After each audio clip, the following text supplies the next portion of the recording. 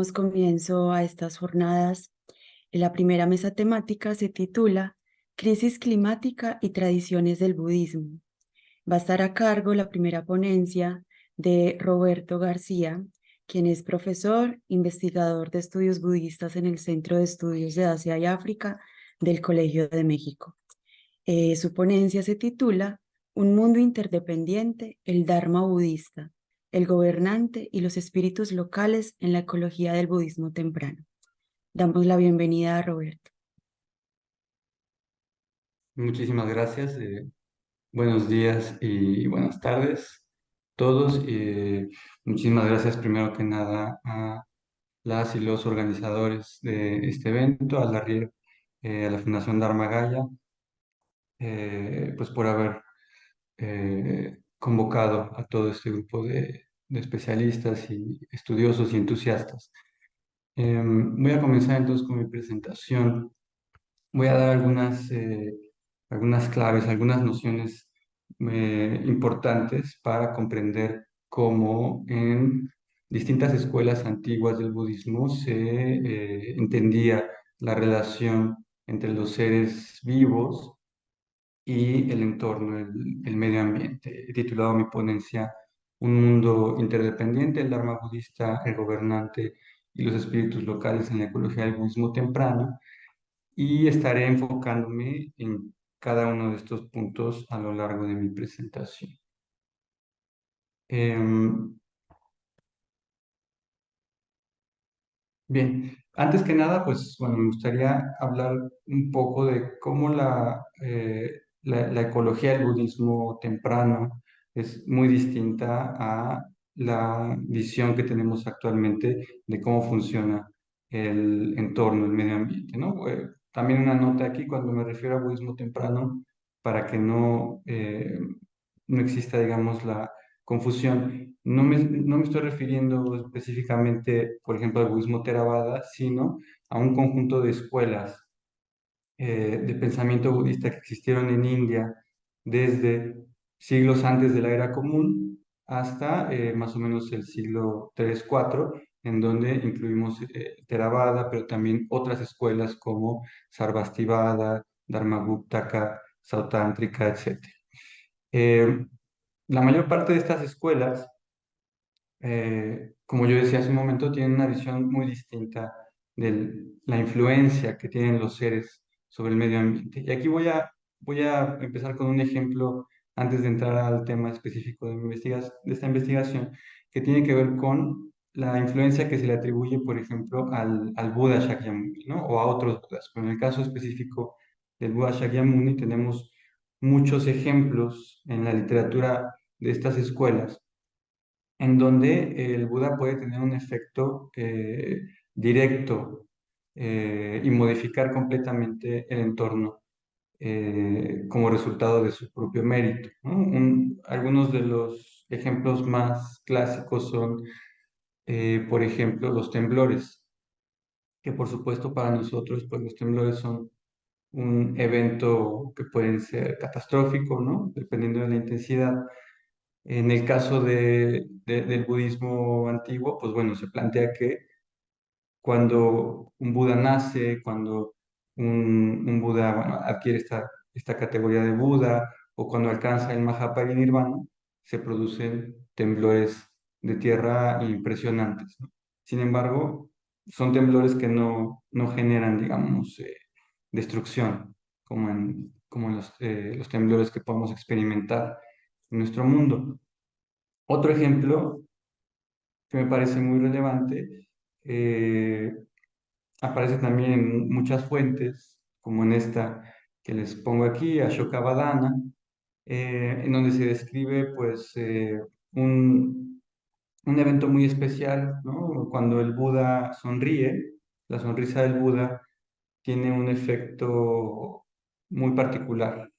Eh, Emana una serie de rayos de diferentes colores que se proyectan hacia diferentes partes del mundo, y unos de estos rayos se dirigen hacia los ámbitos infernales, en donde de forma pues sorpresiva para quienes habitan ahí, alivian de forma temporal todos los sufrimientos que están experimentando. Bien, entonces, en esta cita que les pongo aquí dice, los rayos que emite su sonrisa al calentarse penetran en los fríos infiernos y enfriándose entran en los calientes. De esta forma se alivian las diversas torturas que se infligen en los infiernos y los seres que habitan en ellos llegan a preguntarse qué está sucediendo. Hemos dejado este lugar. Nuestros sufrimientos han sido aliviados. Puede ser que hayamos renacido en otro lugar. Esto es de un texto en sánscrito, Ashokavadana, eh, en donde se describe esta escena de la sonrisa del Buda. Entonces traigo estas ideas aquí porque es relevante entender que para el pensamiento de estas escuelas antiguas, el entorno, el medio ambiente puede ser modificado como resultado del mérito acumulado, ¿no? Obviamente estamos hablando aquí del ejemplo específico del Buda o de los Budas y luego ya también en otras formas de budismo, ¿no? Como el budismo Mahayana, pues también los bodhisattvas u otro tipo de, de personajes realizados tendrán estas capacidades, pero nos lleva, digamos, al centro de esta concepción del entorno en el antiguo budismo. Y es que el entorno es modificado, es moldeado por los actos de los distintos seres. Bien, a diferencia de los Budas o eventualmente de los Bodhisattvas del Mahayana, eh, la, la relación que tienen los demás seres con el entorno no es una relación, digamos, necesariamente de cambio intencional, aunque puede serlo también. Eh, y esto, bueno, conecta con esta otra idea que les presento aquí, en el sentido de que en la concepción antigua del budismo, el mundo es justamente moldeado, construido, reconfigurado constantemente por el karma de los seres, ¿no? Entonces tenemos la causalidad y el condicionamiento como los ejes que van permitiendo que el mundo se despliegue en un inicio, digamos, o en los múltiples inicios de lo que son los universos budistas, que el mundo vaya decayendo, se vaya transformando, pero también es lo que permite que el mundo pueda ser mejorado, que pueda ser configurado de una forma pues favorable, ¿no? Otro elemento aquí importante para poner en contexto lo que estamos viendo y lo que vamos a ver es que el mundo en términos físicos, tal como lo conciben las escuelas antiguas del budismo y hasta muy recientemente, digamos, hasta apenas entrada la era moderna, el mundo budista es físicamente distinto del mundo tal como lo concebimos nosotros, ¿no? Nosotros concebimos planetas, concebimos galaxias, etcétera. El mundo budista concibe lo que llaman lokas, que son estructuras un poco como la que estamos viendo en pantalla, está en una versión muy tardía de Birmania del siglo XIX, en donde una serie de mares y montañas forman la base del mundo. Luego hay un pilar central, una gran montaña conocida como el Monte Sumeru o el Monte Meru. El Sol y la Luna, pueden ver ahí, están al nivel de este gran pilar, de esta gran montaña que es el Monte Meru, y luego en la cima del Monte Meru pues comienzan los ámbitos celestes, ¿no?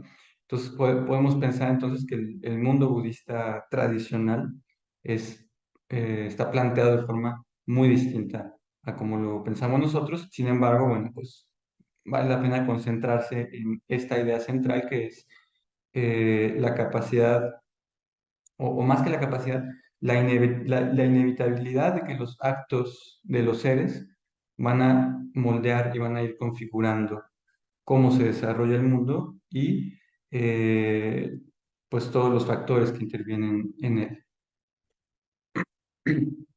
En esta misma línea hay múltiples textos en múltiples lenguas, ¿no? En pali, en sánscrito, en las traducciones chinas tempranas, que nos hablan de cómo el actuar de los seres produce entonces un impacto sobre el entorno.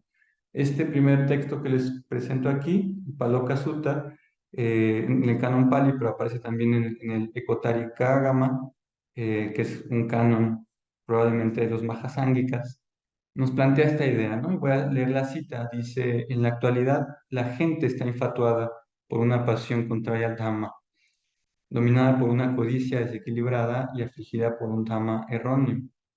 Como resultado, toman las armas y se matan unos a otros. De ahí que mueran mucha gente. Cuando esto sucede, no llueve lo suficiente. Es decir, estas acciones injustas, malvadas de los seres, en este caso humanos, producen un efecto directo sobre lo atmosférico, ¿no? Sobre la lluvia. Como resultado, hay hambruna y escasez de cereales. Los cultivos se arruinan y se convierten en paja. Por eso mucha gente muere. Cuando esto sucede, los yakas, ahora hablaremos de los yakas, liberan seres no humanos. Por eso muere mucha gente. Esta es otra razón más por la que actualmente el número de personas ha disminuido. Se observa despoblación y han desaparecido aldeas, pueblos, ciudades y distritos. Bien, entonces cuando el texto aquí dice los yakas liberan seres no humanos, parece referirse a enfermedades que afectan pues a los humanos, ¿no? Eh, las enfermedades en el mundo indio antiguo en general, pues se conectaban con la influencia también de espíritus que producían, que las producían. Bien, entonces lo que vemos aquí es un impacto directo del actuar humano, del actuar, digamos, con unas motivaciones malignas, en este caso, pues tomar las armas y matarse unos a otros, y eso, de acuerdo al texto, deriva en un impacto ambiental negativo, en donde, a su vez, pues este impacto ambiental negativo va a producir consecuencias nefastas para los seres humanos. Quizá en ningún otro lugar se plantea esta idea en los textos antiguos de forma tan clara y tan contundente como en este relato, que he titulado aquí el relato de los orígenes. Tiene también diferentes versiones en pali, en sánscrito, en la Gaña Sutta, y aparece también en el Mahabhastu. Es un relato muy interesante porque es un relato que habla de cómo surge el mundo de acuerdo a la perspectiva budista, ¿no? Este mundo, digamos, no, no, no creado por una deidad, sino un mundo impersonal, más bien movido por el karma del cúmulo de seres existentes. Y aquí nos dice, en ese momento solo había agua, oscuridad, tinieblas enceguecedoras. No se distinguía la luna ni el sol, ni los astros o la luz de las estrellas, ni la noche o el día, ni el mes o las quincenas, ni las estaciones o el año, ni lo femenino o lo masculino, ¿no? Entonces está hablando de este momento en donde el mundo o el universo, después de haberse destruido, como cíclicamente se hace en el budismo, desde la perspectiva budista, después de esa destrucción cíclica, está en este estado de indiferenciación, y empieza a hablar de unos seres que habitan en un cielo, en el cielo Avasara, bajan a la tierra, que se forma como una especie de nata, y empiezan a comer esa tierra, ¿no? Y dice, en el pasado, uno de esos seres tuvo codicia y probó la tierra con el dedo, ¿no? Ahí empiezan a comer. Al ingerirla, la avidez lo invadió, y como consecuencia de esto, su autoluminosidad desapareció. Bien, y como resultado de esto, como resultado del acto de la codicia que tiene este ser y otros seres, porque los otros seres al verlo empiezan también a comer y a tener avidez por el sabor. Al desvanecerse su autoluminosidad, aparecieron la luna y el sol. Con la luna y el sol aparecieron los astros y la luz de las estrellas. Con esto se distinguió la noche y el día, se distinguieron el mes y las quincenas, las estaciones y el año. Fue de esta forma que este mundo se reconstituyó de nuevo.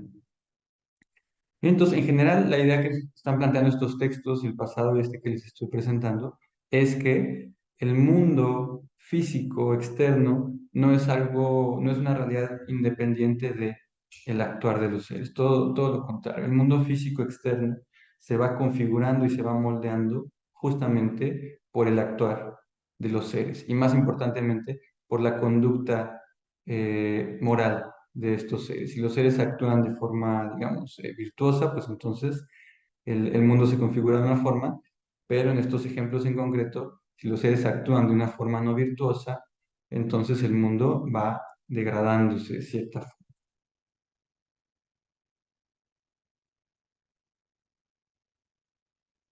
Ahora bien, en esta visión budista antigua de lo que es el medio ambiente, el gobernante va a tener un papel muy importante, va a tener un papel central. En general, en el budismo tradicional, pues la figura del gobernante está, digamos, encargada de múltiples funciones, ¿no? Entre ellas tiene la función de vigilar que los seres humanos pues no cometan transgresiones, ¿no? Como asesinato, violación, robo, etcétera, ¿no? Tiene que proteger, tiene la función de proteger a los seres vivos, no solamente a los seres humanos, también a los seres animales, y tiene la prerrogativa de ejecutar castigos para poder asegurar el orden social, ¿no? Todas estas ideas aparecen en textos budistas de estas escuelas antiguas, en donde pues hay un primer esbozo, por así decirlo, de una teoría de gobernanza o si ustedes quieren, de una teoría política que nunca llega a configurarse completamente en el budismo, pero que pues nos plantea una serie de principios básicos de lo que es el buen gobierno. Bien, ahora el gobernante entonces normalmente también, y eso lo reconocían los budistas, normalmente el gobernante no actuaba de una forma dármica, de una forma correcta, justa, virtuosa. Eh, y hay múltiples historias que nos plantean, pues, digamos, relatos de cuáles son los efectos que tenían esta conducta no dármica del gobernante. Y queda establecido de forma muy clara que esta conducta también tiene un efecto la conducta del gobernante tiene un efecto directo, más potencializado quizá que la de los otros seres sobre el medio ambiente. No, aquí les traigo dos citas muy breves, una del Pali, de un Yataka, el Manichora Yataka, y la otra del Mahabhastu, un texto en sánscrito. Y nos dice, la primera, cuando un rey es injusto, llueve fuera de temporada, o sea, como consecuencia de eso, llueve fuera de temporada. Durante la estación de lluvias no llueve y domina el miedo a las hambrunas, a las enfermedades y a la violencia. Y la segunda cita, como consecuencia de la conducta maligna del rey, la cita, no llueva en la estación indicada y las semillas sembradas no crecen, sino que son consumidas por el calor y destruidas por el viento. Bien, entonces en estos ejemplos que les pongo queda muy claro que se establece una relación causal entre la conducta injusta, incorrecta del gobernante y efectos específicos sobre el entorno, sobre el medio ambiente, ¿no? Y aquí ya empieza a resaltar un punto importante, que es el punto de las lluvias. Las lluvias, por supuesto, eran muy importantes, como siguen siendo actualmente en todo el mundo. En el caso del sur de Asia, en el caso de India, pues era importantísimo que el monzón pues, llegara en el momento adecuado, porque de otra forma se agotaba, digamos, las reservas de agua, ¿no? Y el rey tenía un papel importantísimo en el aseguramiento del agua, y aquí se ve un poco eso, ¿no? Su conducta directamente afecta el hecho de que llueva o no. Y eso lo vamos a ver también ahorita en el caso de que el rey tenga una conducta dármica, también se va a manifestar eso, ¿no? Les pongo aquí otro ejemplo, otro texto que nos habla de esto, que es uno un poquito más largo. Cuando los reyes son injustos, también lo son los ministros, los brahmanes, los laicos, los habitantes de los pueblos y el campo. En consecuencia, la luna y el sol se mueven de forma incorrecta, luego las constelaciones, los planetas y las estrellas cambian de manera desigual, los días y las noches se suceden de manera desequilibrada, igual que los meses y las quincenas, estaciones y años, y los vientos soplan en desorden.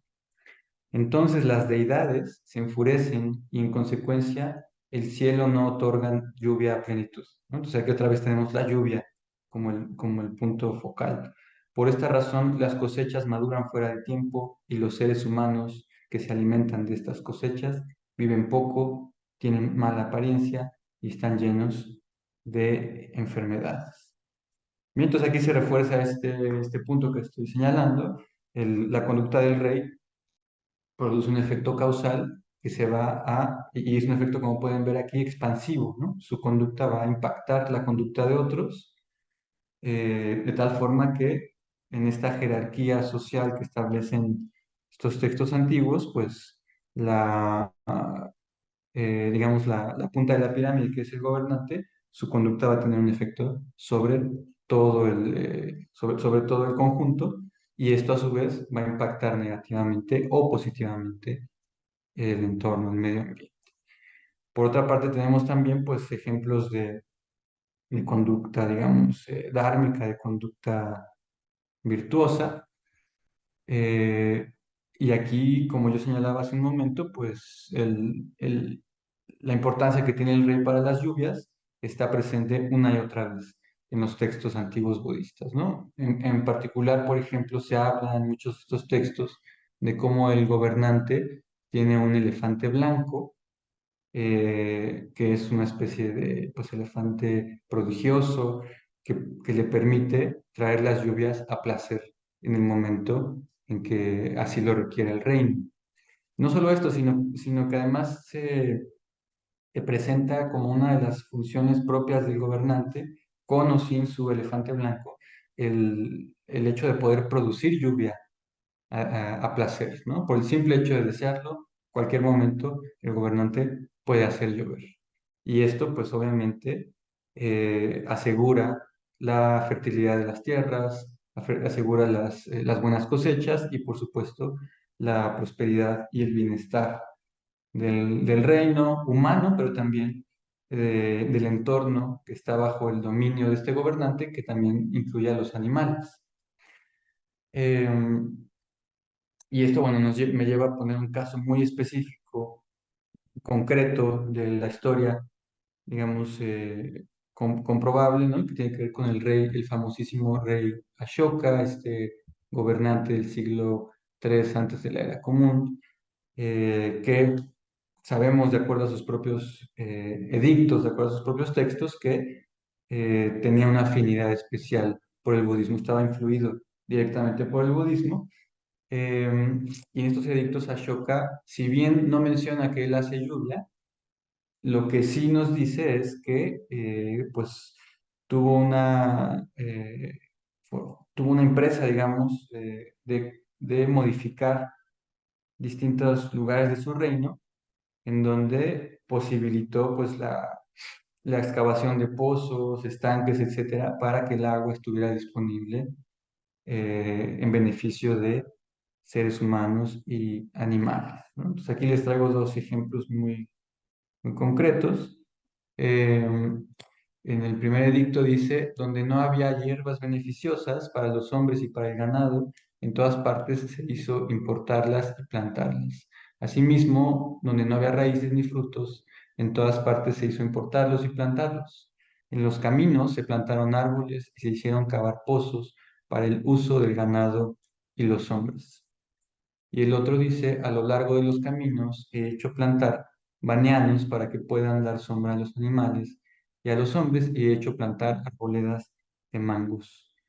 A intervalos de 8 crozas he hecho cavar pozos, construir casas de descanso y en varios lugares he hecho construir abrevaderos para el uso de animales y hombres. Entonces, bueno, es un ejemplo concreto de cómo el gobernante tiene la noción de modificar el entorno en beneficio de los seres vivos, no solamente animales, sino también, perdón, no solamente humanos, sino también animales. Bien, paso al tercer, digamos, componente de mi presentación que tiene que ver con las deidades menores o espíritus, que son un factor que también va a tener una importancia central en relación con el medio ambiente. Rápidamente introduciéndolo, el tema, en el pensamiento budista de todas las escuelas, no solamente las escuelas antiguas, las deidades menores pues juegan un papel importante porque son estas deidades que están, eh, digamos, situadas en las localidades, ¿no? Entonces tenemos a diferentes deidades, nagas, estas serpientes míticas, tenemos a los yakshas, que son quizá las dos categorías de estos seres que son más importantes para el medio ambiente porque tienen una influencia directa sobre las lluvias, sobre los estanques, los ríos, etcétera, y tienen una función ambivalente. Pueden dañar mediante epidemias, mediante inundaciones, pero también pueden traer prosperidad mediante pues, lluvias en la época adecuada, etcétera, ¿no? Eh, Aquí un par de ejemplos sobre la capacidad que tienen para, para beneficiar, digamos, ¿no? al entorno, de dos textos. El primero dice, gracias a la buena disposición del Yaksha Sata, el rey y todos los hombres disfrutaban de la tranquilidad. Llovía en el momento deseado, las plantas producían una abundancia de flores y frutos, las fuentes y los lagos estaban llenos, no había hambre, se obtenía fácilmente lo que se pedía. Y el segundo texto dice, el Naga de Sankasha hace caer sobre el país torrentes de lluvia fertilizantes en la estación adecuada y lo preserva de plagas y calamidades. Este país es muy productivo, la gente es muy próspera y extremadamente rica, más allá de cualquier comparación. Y este segundo texto es directamente de la crónica del monje chino Fa Xiang. Eh, bueno, pero por otra parte tenemos también digamos, dentro de esta ambivalencia de estos seres, su disposición muy común a ser hostiles y entonces a hacer todo lo contrario, ¿no? En vez de beneficiar y mandar estas lluvias favorables, mandar torrentes destructivos o contaminar las aguas, etcétera, ¿no? Y ahí tenemos pues, diferentes interacciones, historias de diferentes interacciones con el Buda. Eh, Ahora, aquí conecta con el otro tema que había planteado, con la figura de gobernante, porque en muchos de estos textos se plantea que algunos de estos seres fungen también como, por así decirlo, vigilantes y protectores de la actividad del rey, del gobernante, ¿no? Entonces, muchas de estas veces los espíritus van a ser quienes de alguna forma legitimen la conducta del rey y se encarguen de que el gobernante actúe de forma adecuada. De esa manera hay como una especie de, pues, de interacción continua y de entrelazamiento entre gobernantes, espíritus y medio ambiente o entorno. Bien, bueno, estoy casi sobre el tiempo. Voy a ofrecer pues unas reflexiones finales que son básicamente un resumen de lo que he dicho y un poco una reflexión final de cómo podemos enfocar esto desde nuestra perspectiva actual. Entonces, rápidamente, en el budismo temprano se establece que el medio ambiente es moldeado por el karma de todos los seres. Segundo lugar, el equilibrio ambiental depende especialmente de la conducta dármica de los gobernantes y de las deidades menores, pero también de todos los seres en conjunto, como presenté al principio. Ahora, termino con esta idea que tiene que ver con la crisis climática que estamos viviendo ahora, ¿no? Al abordar la crisis climática actual, si la queremos abordar desde una perspectiva budista, es necesario, por lo menos así lo pienso yo, es mi opinión, es necesario reconocer la importancia que tenían para los antiguos budistas estos factores, eh, reflexionar sobre ellos y revalorar estos factores en nuestros nuevos contextos políticos y rituales, porque la mayor parte de nosotros, los que estamos aquí en esta sesión, pues ya no vivimos, por ejemplo, bajo un gobierno monárquico, al menos no de la forma en que vivían los antiguos budistas, vivimos con otras estructuras, otras formaciones políticas, Tampoco quizá todos los budistas modernos conciben la existencia de nagas, yakshas, etc. Sin embargo, creo que es importante, como parte de este enfoque budista, entender cómo tradicionalmente los antiguos budistas concebían el medio ambiente como esta interacción de múltiples fenómenos y pues hacer un ejercicio creativo para traer a nuestro presente estas ideas y de alguna forma reconfigurarlas en digamos, en nuestra empresa de enfrentar la crisis climática que tenemos enfrente de nosotros. Bueno, pues muchas gracias. Entonces termino aquí con mi presentación y tendremos, me parece, un tiempo para conversar. Bueno, la pregunta dice, interesante la relación entre conducta virtuosa y el bienestar ecológico. ¿Hay algún ejemplo moderno de instituciones budistas que hayan cuestionado éticamente a algún gobernante, ministro o presidente en los términos expuestos en la ponencia? ¿Hay un gobierno budista que hayan cuestionado? Eh, no que haya cuestionado que yo tenga noción, más bien quizás sería interesante hablar del caso específico de Bután, por ejemplo, que justamente es un reino budista. Es decir, yo no soy especialista en Bután, pero me parece un ejemplo pues fascinante e interesante es un reino budista con un rey, ¿no?